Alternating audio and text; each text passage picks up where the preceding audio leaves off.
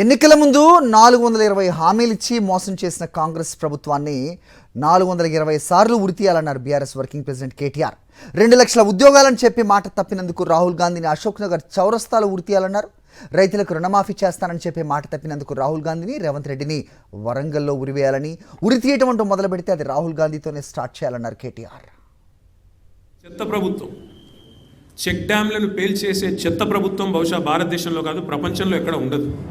ఎవరైనా నిర్మాణాలు చేస్తారు, మీరు విధ్వంసం తప్ప మీకేమి తెలియదు.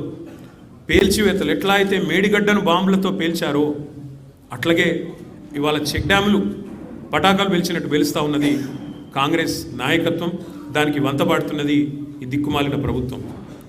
కూల్చివేతలు, పేదల ఇల్లు కూల్చడం తప్ప ఒక్క ఇల్లు కట్టిన ముఖం లేదు మీకు 2 ఏళ్లలో. ఇక ఎగవేతల గురించి అయితే మిమ్మల్ని ఎన్నిసార్లు ఉరిదీయాలో తెలియదు. మరి ఉరిదీయాలి అని మాట్లాడుతున్నావు. నీ రాహుల్ గాంధీని ఉరిదీయాలి. ఎక్కడ? అశోక్ నగర్ నడి చౌరస్తాలో 2 లక్షల ఉద్యోగాలని చెప్పి మాట తప్పినందుకు రాహుల్ గాంధీని ఉరిదీయాలి.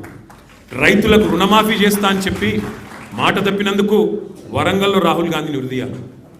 బీసీలకు 42% రిజర్వేషన్ అని చెప్పి మాట తప్పినందుకు మీ నాయకత్వాన్ని, కాంగ్రెస్ నాయకత్వాన్ని, రాహుల్ గాంధీని, రేవంత్ రెడ్డిని కామారెడ్డిలో ఉరిదీయాలి.